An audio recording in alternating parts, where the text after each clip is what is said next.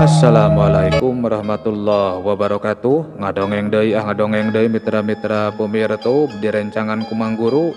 Mangguru bade mangdongengkeun deui neraskeun hanca carita anu katunda kalayan judul Bengkok Sinembah. Ieu dongeng karangan Kang Heri Supriyadi Cianjur. Sok sanaos ieu dongeng digarap ku Mangguru kalayan sing sarua basajan. Mudah-mudahan sing ngajantenkeun panghibur kana kalbu, pangbebarah kana manah. Mitra-mitra pemirsa dongeng Mangguru, panginten saateu acan Mangguru naraskeun hanca dongengna. Mangguru teh bade ngahaturkeun nuhun heula ka pemirsa anu parantos ngintun donasina kanggo naskah dongeng. Nyaeta kanggo Mamah Ustadzah Khotimah di Padujaya Kecamatan Larangan, Kota Tangerang, Banten, sareng Mamah Haji Ihad, Mamahna Teh Yulia Febriani Situ Patenggang, Bandung. Alhamdulillah kintunan donasina tos katampi ku Manggurunya. Semalah tos diuningakeun ka Kang Herina. Saurna teh hatur nuhun pisan. Pamugi kasayan Mamah Ustad sareng Mamah Haji cing dibales ku Allah Subhanahu wa taala. Oge panginten ka para pemirsa anu sanesna, bapak-bapak, ibu-ibu boh bilih bade ngersakeun ngintun donasi, mohon diantos urang ngolo Kang Heri supados ngarangna sumanget sareng cariosna dipanjangkeun tah kitu. Pamit tiasa mah supados kapeser HP engal kanggo ngetik dongeng tah kitu. Cager wahara Kang Heri nya mohon, aduh ampun. Mohon Kang Heri cing aya milikna we nya. Supados engalna gaduh HP yeuh. Supados sumanget dina ngetik dongengna, hibur para pemirsa. Mohon supados teu nyangkolong kana waktos, urang sami-sami ngabandungan deui kumaha jujutan jucungna ieu carios. Sok kaparayun sadayana.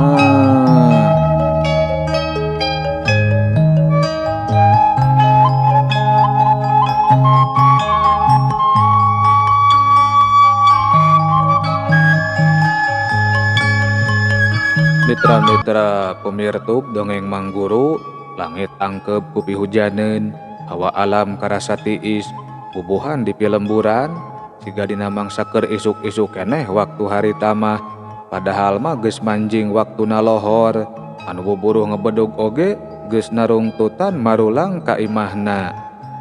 Siga Mang Aja anu harita keur lumampah mulang ti kebonna, tapi lain geus buburuh ti kebon batur ari Mang Aja mah geus ngurus kebona sorangan. Mang Aja siga anu ripuh pisan mamanggul cau Ambon. Sok sanajan ngan ukur saturuy, tapi panjang sarta garede sikatanana eta cau teh. Sakedeung Mang Aja mendeng eureun heula, geus kolot tayohna mah tanagana beuki ngurangan. "Bernaon Jang?" ceuk Mang Aja semu ngagorowok mangsa nempo saurang lalaki anu keur nagog di sisieun balong gede. Anu tetela geuning eta lalaki teh taya lian ti Kang Anan. "Ojo nguseup Mang," tembal Kang Anan sarua ngagorowokna. Semu ngalenghoy Mang Aja nyampeurkeun Kang Anan, panasaran sigana mah hayang nempo. "Wah, geus garede geuning Jang, tauk gurame kabeh tatenya," ceuk Mang Aja mangsa geus aya di hareupeun Kang Anan. Kituna teh siga anu resep pisan nempo lauk anu pating kucibek dina balong. Lega balong teh, sisi-sisina pinuh ku taleuseun teh. "Aya nilaan sakedik Mang. Amang nembe mulih." "Nya Jang, tuh manggul cau. Ribu ari geus kolot mah manggul cau sakitu oge." "Oh, dageung kitu geuning cauna oge Mang," ceuk Kang Anan ngareret kana cau anu ditunda di sisi jalan. "Nya, lebar ari teh di alam Jang bisi kulalai ah. Duh, resep guramena nya meuni baradag kitu. Jang, gantian atulah dua mah keur acareun." "Lah, palain mah ngalawe atuh Mang, teu kedah ngagentosan-ngagentosan." "Ah, tong kitu, da Jang Anan oge make modal melakna teh. Bios dah seueur Mang. Abdi oge pan kapungkur sok sering dipasihan itu iya ku Mamang." Atra pisan aya kareueus dina sorot matana Mang Aja, sabab sok sanajan geus jegut, malah mah jadi jalema anu pangjegudna di Sukadaang. Tapi Kang Anan mah terobah sikep, tara mepohokeun jasa batur ka dirina.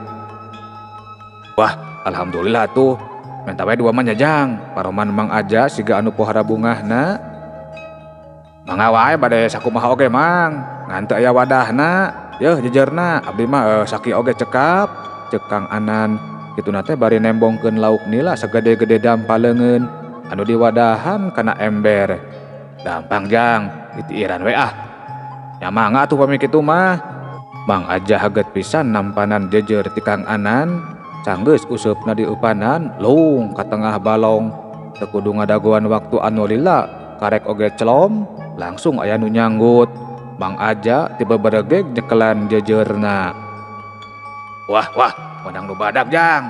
Cek Mang Aja siga anu bungah pisan. Ari Kang Anan mangan saukur ungeuk bari nyerengeh. 2 kali ngaitkeun eupan, 2 lauk gurame anu ampir sagede-gede hihit beunang diuseup ku Mang Aja. Moal nambihan deui Mang, tanya Kang Anan, mangsa Mang Aja keur meresan jejer. Ah, loba-loba teuing Jang, moal beak. Nuhun pisannya. Mun meuli mah sabarahaeun yeuh. Tembal Mang Aja siga anu bungah pisan. Hehe. Pami nuju palai gurame sareng kalarasan abdina nuju teu aya mah. Ngalah we ku nyalira Mang. Pawartos heula we ka Kang Ayat. Tos pawartos ka abdi kitu, ceuk Kang Anan. Bari nuduhkeun saurang lalaki kurindat matana anu harita keur ngawur-ngawur para blauk di sisi balong. Nya Jang, nuhun pisan. Nanging naha geuning siga anu bingung kitu Mang, tanya Kang Anan. Sanampona pamulu Mang Aja anu keur manggih kabingung. Sidik bingung Jang, hese mawa lauk bari manggul cau mah. Tembal Mang Aja bari garo-garo teu ateul. Hehe, gampil Mang. Mamang pangyanakeun ieu, cau mah wios dipanggul ku abdi, ceuk Kang Anan ngasongkeun emberna. Ah, da geus beda jeung baheula atuh Jang. Ayeuna mah Jang Anan geus jadi jalma anu beunghar, piraku memanggul cau anu batur. Ah, sami wae Mang. Ieu urang mulih bilih ka bojeng hujan, tempas Kang Anan. Kituna teh bari miheulaan ngalengkahkeun sukuna. Mitra-mitra pemirtub dongeng Mang Guru. Geus kitu mah giriwil cau dipanggul ku Kang Anan. Ari Mang Aja mah bati molohok, tapi beuki atra kareueus dina sorot matana. Geus kitu mah gura-giru Mang Aja nuturkeun lengkah Kang Anan, bari ngajingjing lauk dina leungeun kenca jeung katuhuna. Bade kersaannya Jang Anan. Mane siga nu teu aya padamel wae atuh Jang. Kitu lolobana anu pating celengkeung mangsa pasang rok jeung Kang Anan anu keur mamanggul cau. Kang Anan mah nembalana teh sarua, pajar teh karunya ka Mang Aja anu geus ripuheun punggal panggul. Sanapina ka imah Mang Aja langsung wae Kang Anan mah amitan mulang. Pamajikan Mang Aja mah nepi ka gogodeg nepok Kang Anan anu kiwari geus jadi jalma pangjegudna, tapi masih keneh daekeun manggulkeun cau anu salakina. Ah bener, beunghar oge teu nyombong Jang Anan mah, ceuk pamajikan Mang Aja. Kituna teh bari can leupas neuteup tonggong Kang Anan anu beuki lila beuki ngajauhan. Urutan tah jelema kitu teh teu koret deui, rek ngagantian gurami oge malah mere. Pajar teh lamun hayang mah ngalawe cenah. Meni kayung-yun pisan atuh da. Mang Aja jeung pamajikanana galecok nemrakeun kareueusna. Ari Kang Anan mah harita teh bat bae ngagancangkeun lengkahna. Mitra-mitra pemirtub dongeng Mang Guru, dihareupeun Kang Anan rentang-rentang aya lalaki keur leumpang anu beuki lila beuki ngadeuketan. Sok sanajan can sidik beungeutna, tapi tina gedig jeung dedegana mah Kang Anan oge geus apaleun yen eta lalaki teh tayalian ti Pak Odang. Mulih ti mana Pak? Tanya Kang Anan. Mangsa Pak Odang geus aya di hareupeunana. Lah, tatanya teuing sia teh atuh. Tembal Pak Odang siga anu pohara ijidna ka Kang Anan teh. Kang Anan mah ngan bati gogodeg bari neruskeun deui lengkahna. Pak Odang oge sarua teu eureun neruskeun lengkahna. Canggeus lumayan lila antuk namah Pak Odang nepi ka imahna. Di tepas imah kasampak pamajikanana keur hulang-hulang sorangan. Ye, keur mikiran naon nepi ka anteng gitu? Tanya Pak Odang. Ingat kasinita sono kami mah bapana, tembal Bu Lin siga anu asa digareuwahkeun. Gek Pak Odang diuk dina kursi pahareup-hareup jeung pamajikanana. Nya sarua kami oge sono. Tapi da kitu geuning budakna sakalian diantaran duit oge embungeun manggihan-manggihan acan dah. Kumaha atuh bapana? Asal leungiteun pisan kami mah geus lila tetepung. Ye nya kumaha deui atuh nyi? Sabar we lanan. Apana ieu? Sina eureun we atuh masantrenna. Bebeja we kanu boga pasantrena. Pan geus seudik budak lagi embungeun balik. Nya ari dijurungkeun ku anu nyekelan pasantrenna mah piraku teu balik atuh bapana. Heeh, pasti balik ari dijurungkeun ku anu boga pasantrenna mah. Ngan kumaha lamun budakna teu balik ka dieu, malah kabur, hirup kalunta-lunta. Daek hah. Dikitukeun mah Bu Elin, malah garau-garau teu ateul.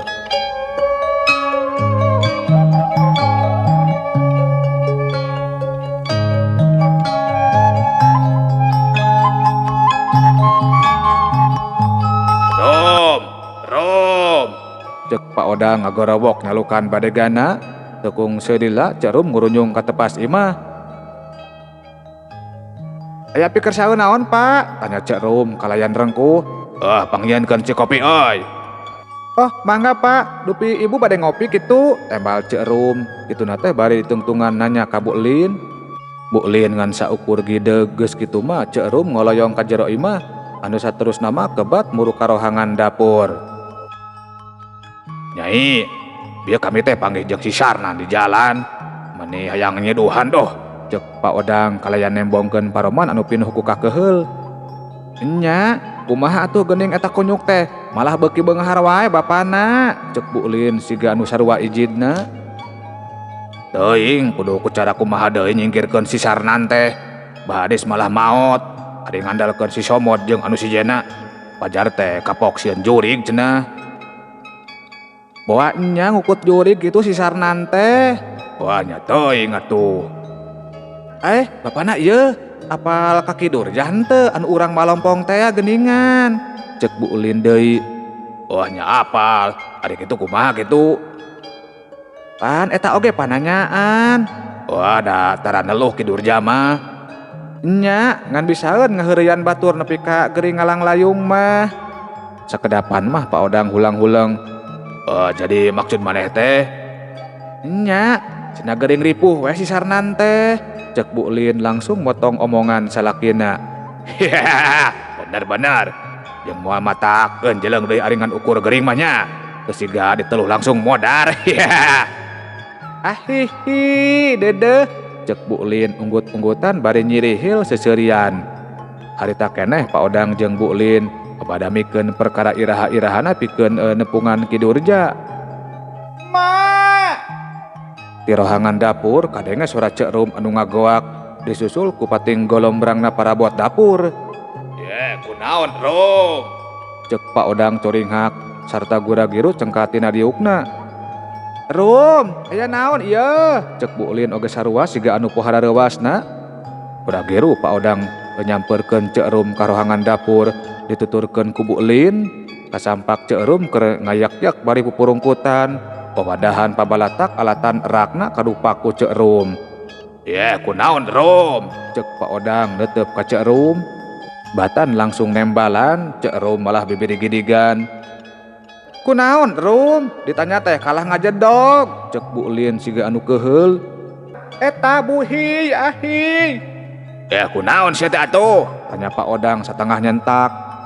Bieu basa abdi nuju ngocekeun cikopi, aya anu ngaharewos, dewek oge hayang cikopi cenah. Ari barang dileuk teh, aya aki-aki pikasieunneun, panonna bolotot, letahna ngelel bari nyak calakan getih, beteungna siga anu urut bitu, gila. Mitra-mitra pemirtub dongeng Mang Guru ngan gebeg, Pak Odang mah pohara ngagebegna, nampak keterangan ti Cek Rum anu samodel kitu teh. Sabab ari tina ciri-cirina mah eta jirim anu nembongkeun ka Cek Rum teh persis pisan jeung jirim Mbah Adis anu kungsi kaimpikeun ku dirina. Terus ka mana eta aki-akina Rum? Tanya Bu Lin siga anu sieun. Barang abdi ngagoak oge, eta lalaki teh langsung ngiles Bu. Tembal Cek Rum hariweus-weus. Sakedapan mah Pak Odang jeung Bu Lin ngan ukur silih pelong. Ari cek rumah can eureun bibiri gidigan.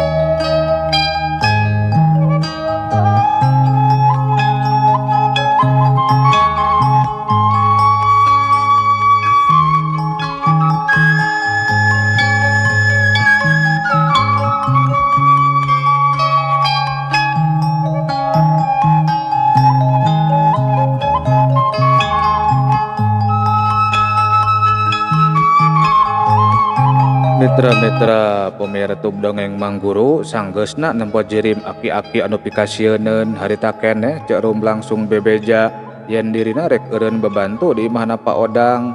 Sok sanajan diolok ku bayaran anu leuwih gede tapi keukeuh cek rumah embungeun pajar teh masih keneh gegeumeueun nempona oge. Puguh we pikeun Bu Lin mah pohara bingungna sabab tangtu ku eueuhna cek rumah pagawean imahna kudu diurus ku sorangan. Lah nyaneangan dewe atuh anu sejen cek Pak Odang. Mangsa Bu Lin luh lah wae ku eureunna cek rum. Saha deui atuh bapana da anu sejen macan puguh siga si rum gawena oge. Ah meni bingung-bingung teuing atuh. Si Okoy aya, si Obah aya. Saha we atuh da sarua. Ah henteu beda bapana. Ti heula oge geuning si Okoy mah dititah nyeusu oge henteu beresih. Yang mengeus atuh montong adi teu percaya mah urus bae ku sorangan cek Pak Odang siga anu keheul. Dikitukeun teh Bu Lin mah malah gudad-gadeud. Sakedeung deui kami rek nepungan ki Durja sakalian cenah ngusir di wabah adis cek Pak Odang deui. Milu sieun di imah ngan ukur sorangan mah. Ieu mah nini teh nya hejuk atuh salin heula cek Pak Odang antuk nama eleh deet. Ari bapana moal disalin heula. Lah salin-salin teuing ieu oge bersih keneh. Geus kitu mah Bu Lin gura-giru salin baju. Ari Pak Odang mah ngadagoan di patengahan. Kada culang cileung mangsa keur di kamar teh. Karasana ku Bu Lin imahna ngadadak jadi geeuman. Mitra-mitra pemirsa dongeng Mang Guru careng sena salin. Mitra-mitra pemirsa dongeng Mang Guru sareng sena salin mah gura-giru Bu Lin nyampeurkeun ka salakina. Geus siap cek Pak Odang neuteub pamajikanana anu dak nubadakan rada geulis deui ari geus dangdan mah. Bu Lin ukur nembalan ku unggeuk. Tuh bawa kunci mobilna cek Pak Odang deui. Kituna teh bari nunjuk kana kunci anu dikaitkeun dina paku. Bu Lin tekung si ngomong gancang ngarawel kunci. Sanggeusna leuwih teu halang ngoncian panto imah jeung panto pager mah Bu Lin jeung Pak Odang ngagedig muru garasi tempat nondeun mobilna. Can aya jalan gede anu nepi ka imahna Pak Odang mah. Aya oge jalan anu ngan saukur asup samotoreun bari jeung tarahal keneh ngan ukur entepan batu sagede-gede peureup anu jadi titilamna. Jadi daek teu daek kapaksa nyieun garasi mobil teh kudu di tempat anu nampe ka jalan gede. Pak Odang kebat muru garasi. Ari Bu Lin mah nyimpang heula ka imah supirna. Da ari Pak Odang mah teu bisaeun mawa kendaraan. Mitra-mitra pemirsa dongeng Mang Guru teka catur di jalana mah sanggeusna nyorang perjalanan anu meakeun waktu hampir sajam melilana. Antuk nama Bu Lin jeung Pak Odang nepi ka lembur molongpong. Kudu tumpak ojeg heula hayang nepi ka imahna Ki Durja teh. Da mobil mah sarua taya jalana. Supir oge dititah nungguan dina mobil. Saturuna tina ojeg sarta nikreuh sakedeung. Antuk nama Bu Lin jeung Pak Odang anjog ka hiji imah anu kawilang weweg sok sanajan ngan ukur imah panggung. Ampurasun cek Pak Odang uluk salam. Kituna teh bari keketrok Sanggeusna aya di hareupeun Panto. Kalayan tekung sinembalan heula salam, Panto imah aya anu mukakeun. Sahanya? Tanya aki-aki anu pangawakan rengkungna dibungkus ku setelan pangsi hideung. Anu mayus pisan jeung iket barang-bang semplak anu meulit dina sirahna. Abdi odang ti Sukadaang, yeulin pun bojo. Dongkap ka dieu teh, ngahaja sejaan pangan Ki Durja. Tembal Pak Odang ka eta aki-aki anu tetela geuning Ki Durja. Geuning jauh, hayu atuh ka jero. Geus diajak asup mah Bu Lin jeung Pak Odang nuturkeun Ki Durja anu geus miheulaan ngalengkahkeun sukuna. Gek tiluanna dariuk dina samak pandan. Sagekna teh Bu Lin mah malah rurat reret ka sakurilingan rohangan anu pinuh ku barang-barang pusaka anu diselap-selapkeun dina bilik imah. Dupi aki linggih nyalira, tanya Pak Odang itung-itung basa-basi heula. Jadinya mah juaan jeung incu, dengan ayahnya mah geus dibawa ku sayakinya. Kitunya, dupi garwa aki ka mana kitu? Menggeus moncong loba cacanya, rek nyaon maneh nyepungan ka aki teh, cek Ki Durja setengah nyentak. Sok sanajan pantar aki-aki, tapi karasana ku Pak Odang mah Ki Durja teh asa gede pisan si mana. Abdi teh nyeri hate ku hiji jalmi Ki, matak tebih-tebih nepakan ka aki teh nya. Maksudna mah eta pisan. Deda bantosan ti aki supados jalmi anu nganyarikeun abdi teh ripuh hirupna tah kitu Ki. Atanapi sina kumaha we lah teu langkung aki. Ngan ukure sakiju eta teh. Aya keneh Ki. Abdi teh diririwaan ku arwahna Ba Adis. Bah Ajis. Nya cenah aya bejanya kaji oge. Pajar teh Ba Ajis paeh nepi kawacireun beuteung nya bicu. Leres pisan Ki. Nya nepi ka ngajung jurigan ka manye atuh. Duka atuh Ki, pami tiasa mah pangusirkeun atanapi pangmusnahkeun eta arwahna Bah Adis teh. Gampang asal aya syaratnya wae. Menyan atanapi anu sanesna Ki. Aki mah teu beuki menyan, barinya oge ari menyan mah jaloba atuh jaju. Naon atuh Ki? Cek Pak Odang siga anu panasaran. Nya juit atuh jaju. Panginten teh naon? Cek Pak Odang alangah lenge. Red Pak Odang ka pamajikanana anu ti tadi ngan ukur cicing. Kaluarkeun amplopna nyi. Cek Pak Odang sembung harewos. Bu Lin teu nembal, gancang ngaluarkeun amplop tina kantong kulitna anu memang geus disiapkeun ti anggalna. Song duit ditunda di hareupeun Ki Durja, kalayan paroman siga anu bungah pisan. Ki Durja nyokot eta amplop. Eusi amplop diilikan diitung taliti pisan, lumayan loba duit eusi amplop teh. Cekap Ki, tanya Pak Odang. Kurang kenye atuh sakieu mah, jang ngagaweannya nya oge berat. Kumaha atuh Ki, da artosna ge mung sakitu. Red Ki Durja kana gelang sagede curug anu meulit dina leungeun Bu Lin. Nyeh seuri ari Bu Lin mah gura-giru nyumputkeun leungeun kana tukangeun tonggongna. Eta we gelang kadieukeun. Dibarengan ku ngahehe Ki Durja ngareret ka Bu Lin. Dih, sok sangeunahna, mahal ieu mah, cek Bu Lin nyorongot. Moal maksa aing mah, jaek syukur hanjeuk kajeun, kok we bisa mah gawean ku sorangan. Geus nyai bikeun, keun we gelang mangke ku kami digantian, cek Pak Odang siga anu geus kagok asong.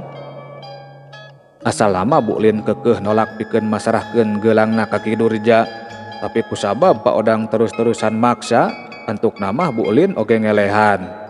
Kalian siga anu kacida keheulna, Bu Lin masarahkeun gelangna ka Ki Durja. Beres punyu kieu mah atuh jaju, cek Ki Durja siga anu bungah pisan nilik-nilik gelang Bu Lin anu kiwari geus aya dina cekalanana. Janten kumaha Ki, bade iraha ngagaweanana, tanya Pak Odang siga anu geus teu sabar. Ari perkara arwah si Ajis aya nya keneh ku aki jigawean. Ari perkara jalma anu nganyarikeun maneh mah engke peucing jigaweannya nya. nya kumaha saena we tamaki. Jagoan sagejeng, saksian kumanya juaan. Arwah si Ajis urang musnahkeun ku Aki. Cek Ki Durja rutret kadua semahna. Mohon ki mohon. Sanggeus ngababaskeun gelang kana pesak bajuna. Ki Durja cengkat tina diukna anu saterusna mah kebat asup ka pangkengna. Lebar gelang kami make dibikeun, cek Bu Ulin siga anu gemes pisan nyewit ping-ping salakina. Aduh, nyari atuh sarnyi, cek Pak Odang muringis bari nepak leungeun pamajikanana. Pongan atuh da. Ye kalem ke ku kami digantian deui gelang mah, cek Pak Odang satengah nyorongot. Digantian, cek Bu Ulin udad gaded siga anu ijid pisan. Pak Odang mah bati nepak tarang nemposi ke pamajikanana anu samodel kitu teh. Mitra-mitra pemirtub dongeng Mang Guru sanggeus aya kana sawatara rilana. Ki Durja ngurunjung deui parupuyan dicekel ku leungeun kencana. Ari leungeun katuhuna mah ngajingjing kantong hideung anu lumayan gede. Ye Ki Durja diuk di tempat asalna, tapas kalapa dina parupuyan diseungeut sarta ditupan nepi ka loba ruhakan. Puruluk menyan dipurulukeun kana ruhak tapas kalapa. Haseup tina parupuyan dak dubadakan mulek dibarengan ku pating perepetna menyan anu kabeulem. Ari Bu Lin jeung Pak Odang mah ngan saukur nempokeun paripolah aki-aki anu keur dipuntangan tulung ku dirina.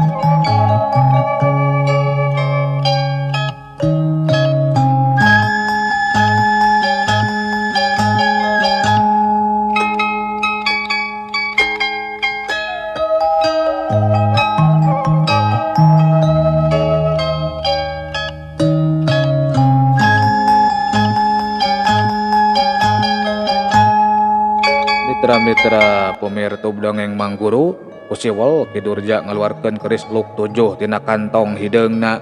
Keris dipesat melanghir seungeut minyak misik. Reup Ki Durja meureumkeun panonna. Congok keris diantelkeun kana tarangna. Diwir Ki Durja kunyam-kunyem bapatkeun jampe pamakena. Ki Durja unggut-unggutan sakedeung, nyah beunta. Sok sia kajieu, cek Ki Durja. Siga anu keur nangtang jirim anu teu katembong bungkeulekanana. Dina gayan kitu ujug-ujug rieg. Imah Ki Durja dak dubadakan inggeung siga anu diendagkeun ku Lini. Bu Lin jeung Pak Odang rungah ringeuh siga anu kasieunnan. Paladung teuing ti mana datangna ujug-ujug aya haseup kandel di gigireun Pak Odang anu harita keur pahareup-hareup keneh jeung Ki Durja.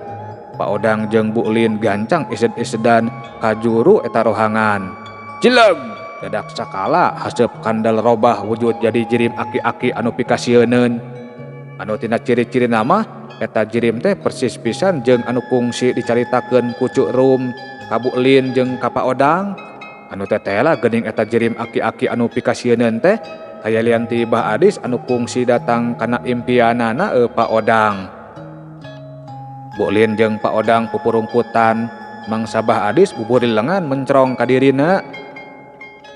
Moncong ngaganggu sia mah geus beja azam, cek Ki Durja tutunjuk ka Bah Adis ku congok kerisna.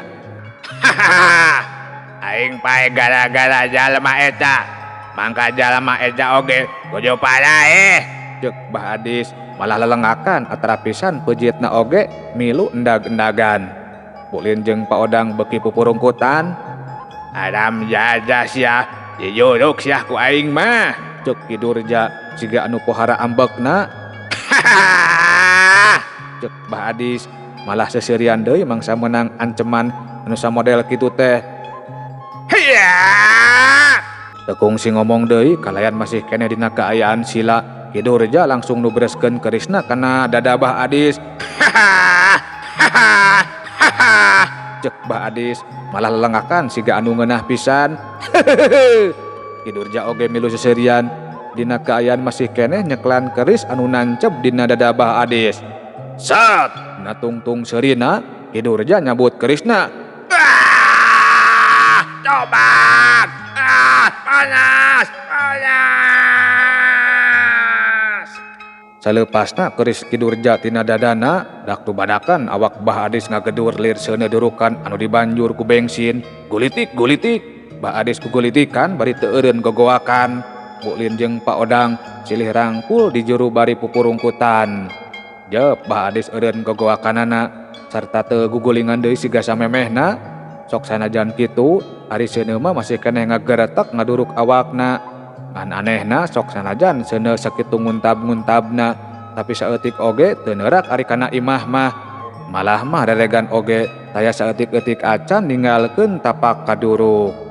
Beuki lila seuneu beuki ngaleutikan nepi ka antukna mapes pareum bareng pisan jeung leungitna awak Mbah Adis.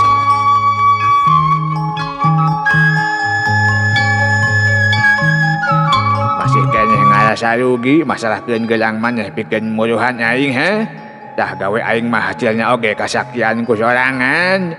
Cek Ki Durja rotret ka Bu Lin jeung ka Pak Odang. Dikitukeun mah Bu Lin ngan ukur tungkul. Juk aya nya mah maraneh geura balalik. Bu Lin jeung Pak Odang arunggeuk tarengkuh pisan. Heula, saha ngaranna jalma anu geus nganyerikeun maneh teh? Tanya Ki Durja. Mangsa Bu Lin jeung Pak Odang geus sajungjungeun rek cengkat tina diukna. Namina mah Anan Ki, tembal Pak Odang bari menerkeun deui diukna. Keun pasrahkeun ka Aki jalma anu kitu padut mah. Mitra-mitra pemirtub dongeng Mangguru, Bu Lin jeung Pak Odang ngan saukur unggut-unggutan. Canggeusna dijurungkeun deui mulang mah, Bu Lin jeung Pak Odang aramitan. Anu saterusna mah ngaleos ninggalkeun imah Ki Durja kalayan mawa karegreg jeung kabungah anu pohara. Cag heula nya he, insyaallah sanes waktos ieu dongeng urang teraskeun deui. Sakitu anu kapihatur, billahi taufik wal hidayah. Wassalamualaikum warahmatullahi wabarakatuh.